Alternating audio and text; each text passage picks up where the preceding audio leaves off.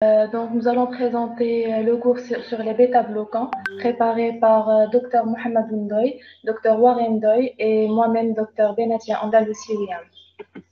Donc, pour cela, on va suivre le plan suivant. On aura une introduction avec définition empirique, étude analytique avec mécanisme d'action, classification, posologie et exemples de molécules, les indications, les contre-indications, les effets secondaires, les précautions d'emploi et ça n'avance pas. Hein?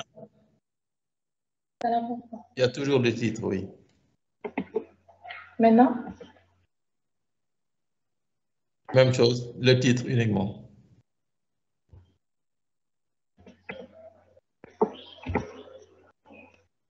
OK. Maintenant, c'est bon. Oui, c'est bon, oui. Donc, pour la définition, les bêta-bloquants sont des antagonistes compétitifs et spécifiques des catécholamines au niveau des récepteurs bêta-adrénergiques. Ce sont des médicaments qui permettent le ralentissement et le renforcement des contractions cardiaques.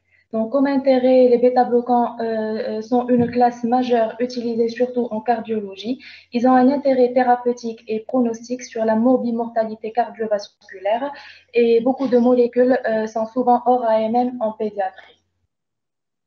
Donc, pour le mécanisme d'action, comme son nom l'indique, le bêta-bloquant bloque les récepteurs adrénergiques bêta 1 et 2 selon les types des bêta-bloquants, responsables en partie du fonctionnement cardiovasculaire et pulmonaire. Ils réduisent alors la contraction du muscle cardiaque, diminuant ainsi la fréquence cardiaque et la pression artérielle. Donc, les récepteurs se divisent en récepteurs bêta 1, bêta 2 et bêta 3. Pour les récepteurs bêta 1, ils sont présents principalement au niveau du cœur. Le blocage de leur action conduit à une diminution de la contractilité du myocarde, ou ce qu'on appelle un effet inotrope négatif, la diminution de la fréquence cardiaque, effet chronotrope négatif, allongement du temps de conduction auriculo-ventriculaire, effet dromotrope négatif, diminution de l'excitabilité du myocarde, effet batmotrope négatif, et diminution de la vitesse de relaxation, effet lusitrope négatif.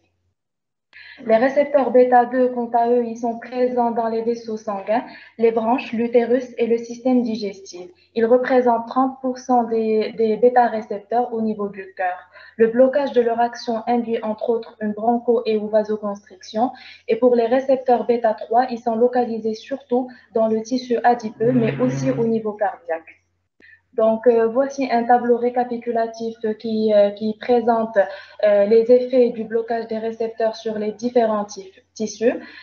Donc, le blocage des bêta-2 aura un effet sur les vaisseaux, sur les branches et sur les muscles squelettiques et sur les yeux. Donc, au niveau des vaisseaux, on aura le blocage de la bêta-2 va entraîner une vasoconstriction, ce qui aura des effets secondaires vasculaires et d'où le risque de vasoconstriction périphérique comme on voit dans le syndrome de Raynaud. Au niveau des branches, on aura une bronchoconstriction, ce qui va entraîner des troubles respiratoires. Et au niveau des yeux, on aura une diminution de la sécrétion de l'humeur aqueuse et donc diminution de la pression intraoculaire. Au niveau des muscles squelettiques, on aura une diminution des tremblements. Pour les bêta 1, donc, au niveau du cœur, ils ont un effet inotrope négatif et un effet chronotrope négatif. Au niveau du rein, donc le blocage de ces récepteurs va entraîner une diminution des sécrétions de rénine et donc diminution de la formation de l'angiotensine 2 et par la suite diminution de la pression artérielle. Donc, pour ce qui est de la classification, les bêta-bloquants peuvent être classés en fonction de leurs propriétés pharmacodynamiques en 3 phases. Donc, selon la sélectivité pour le récepteur bêta-1 adrénergique, appelé parfois cardiosélectivité, l'activité sympathomimétique, la présence ou l'absence de l'activité sympathomimétique intrinsèque, la présence ou non d'effets stabilisants de la membrane et le fait qu'il soit liposoluble, hydrosoluble ou mixte. Donc, pour les bêta-bloquants cardiosélectifs, le blocage se fait préférentiellement au niveau des récepteurs bêta-1 cardiaques avec respect des récepteurs bêta-2 extracardiaques. Toutefois, la cardiosélectivité n'est pas absolue et ces bêta-bloquants peuvent provoquer des crises d'asthme à forte dose. Les bêta-bloquants non cardiosélectifs, donc ils bloquent les récepteurs bêta 1 et bêta 2 responsables d'une bronchoconstriction, d'une vasoconstriction, d'une augmentation des sécrétions et du péristaltisme digestif et des perturbations métaboliques. Donc, pour l'activité sympathomimétique intrinsèque, la présence de cette activité entraîne une bradycardie moindre au repos, moins d'effets broncho ou vasoconstricteurs, moins de perturbations métaboliques. Comme on a dit, la classification, elle porte également sur l'effet stabilisant ou non de la membrane, sur la liposolubilité. Donc, pour les bêta-bloquants qui sont liposolubles, ils ont un métabolisme hépatique et dans ce cas, ils seront contre-indiqués en cas d'insuffisance hépatocellulaire sévère. Pour les bêta-bloquants hydrosolubles, l'élimination se fait par voie rénale et donc il faut penser à adapter la posologie. Et en cas de bêta-bloquant mixte, donc le métabolisme est à la fois hépatique et l'élimination sera rénale.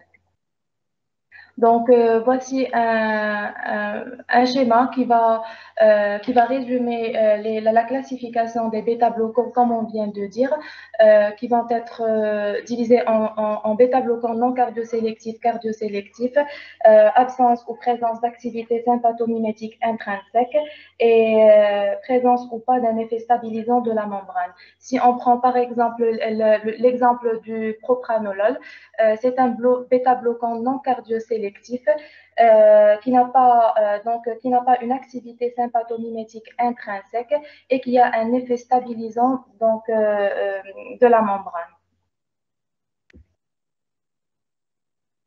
Pour ce qui est de la posologie, donc voici un tableau qui récapitule la posologie et les exemples des molécules. On a les différentes molécules, le nom commercial, la présentation et la posologie. Donc, pour faire bref, on va prendre l'exemple du propranolol qu'on utilise souvent en pédiatrie.